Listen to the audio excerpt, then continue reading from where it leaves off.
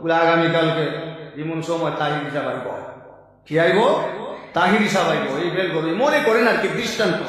কালকে যাইবে না, আগামীকালকে যাইবে, প্রাণ করে ওয়াজ শুনবে তাহির সাহেবের ওয়াজ, আগামীকালকে যাইবে না। আরে তাহির সাহেব আগামীকালকে যে আসবে কথা সত্য, কিন্তু আগামীকাল যে আমি মাহফিল আইব এটা সত্য না। দূরে কোন ঠিক কিনা?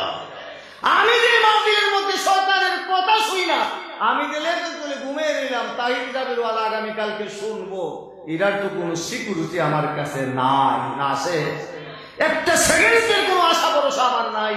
তাহলে এই বেঈমানের কথা শুই না আমি বিমুখ হয়ে আমি আজকের এই সুযোগ হাত ছাড়া করতে পারি না। ঠিক কিনা? আমার বন্ধুগণ, মাহফিলের ভিতরে আসলে পরে শাস্তির সাথে হাজার হাজার নেকি পাওয়া যায়। ঠিক কিনা বলুন? এটা এখন বুঝাও না, বোঝার ভান করি। হাজার হাজার নেকি, কোনো এই নেকি সোয়াবের দ্বার আমি দাঁড়ি না। কিন্তু বুঝতে পারবেন, আপনি বুঝতে পারবেন সেই দিন, যেই দিন সন্তান মা বাবার কোনো উপকারে কাজে লাগবে না, মা বাবা কোনো সন্তানের উপকার করতে পারবে না, স্বামী তার স্ত্রীর কোনো উপকারে আসবে না, স্ত্রী তার স্বামীর কোনো উপকার করতে পারবে না, এমন দিন সামনে আসে না।